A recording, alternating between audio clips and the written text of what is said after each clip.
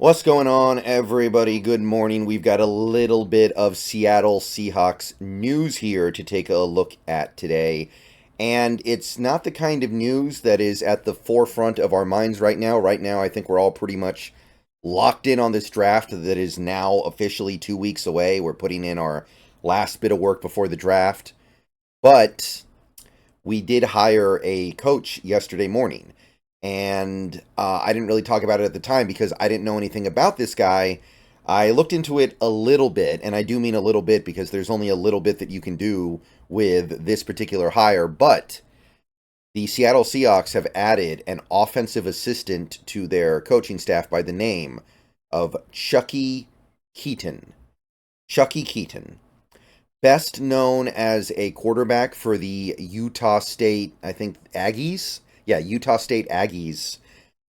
He had a good start to his career as a player, and then he kept getting hurt.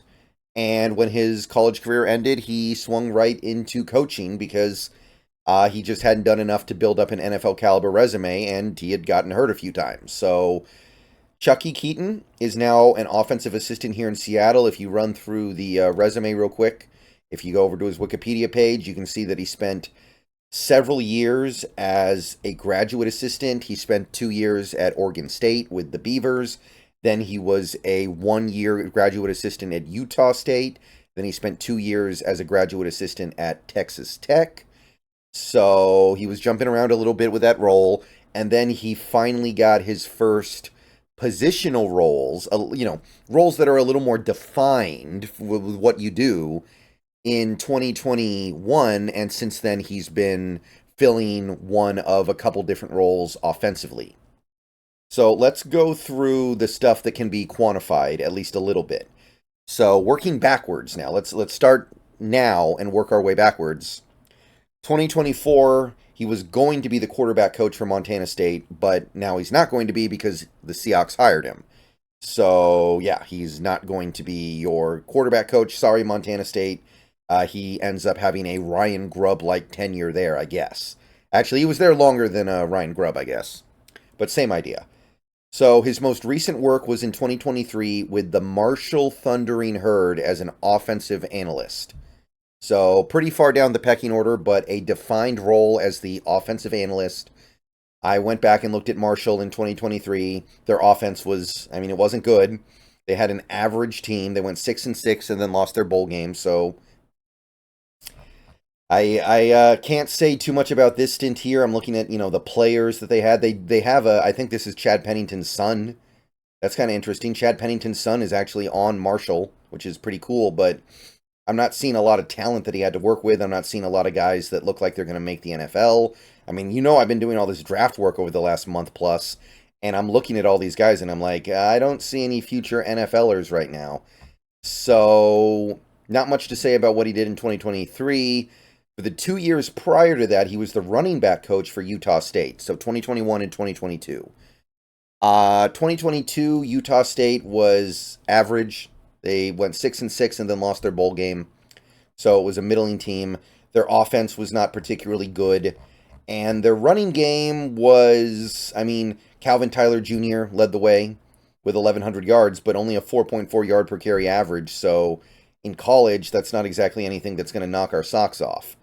So not much to say here either. And the year before that, when he was also the running back coach at Utah State for the Aggies, where he played, Utah State was really good this year, by the way. They won 11 games, finished ranked.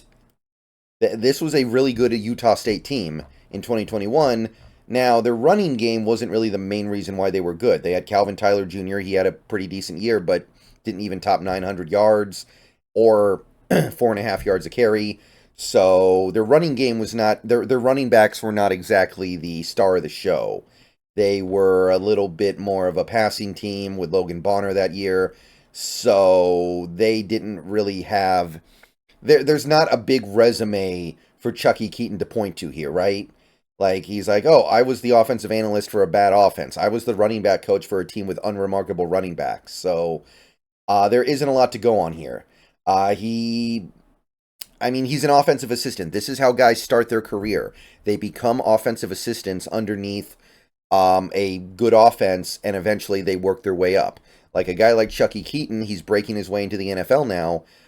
He's hoping next year he can go somewhere and be like an assistant quarterback coach.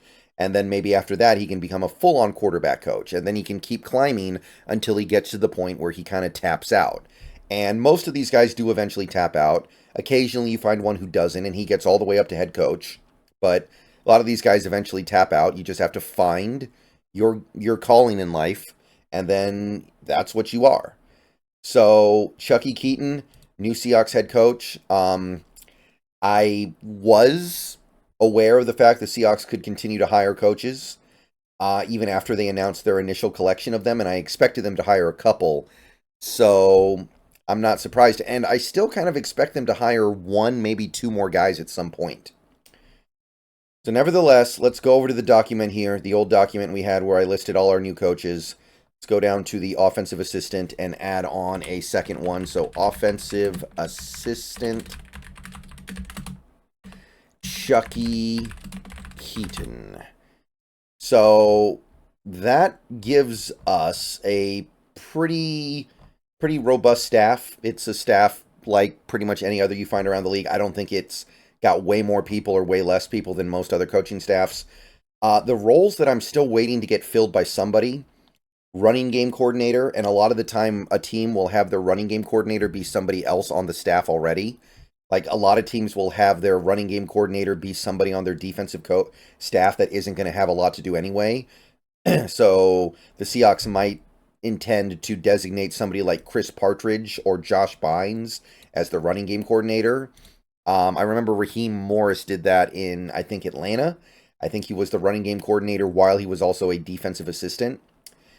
I think we might get a defensive line coach assistant behind Justin Hines. That being said, though, it is worth noting that Aiden Durd is a former defensive line coach, so he might just be thinking along the lines of, I'm basically going to be the defensive line coach, and Hines is basically the assistant defensive line coach, so we don't need an actual assistant DL coach. I don't know. And also, I would like to bring on an assistant defensive back coach because Carl Scott is wearing a pair of hats here. He's the defensive back coach and the passing game coordinator for the defense.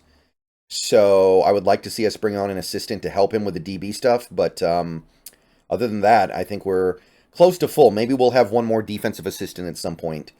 But that's just... I mean, it's not like it would drastically affect anything, right? I'm not going to sit here and tell you, oh, if we just bring on 18 more offensive assistants, we're going to have a good offense this year, right?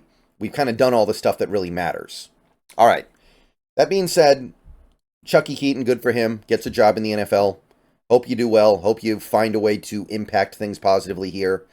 And that's really about it from yesterday. We've used up a couple more top 30 visits, but it was pretty low profile. Guys that I'm not terribly familiar with. I'll talk about them in the near future.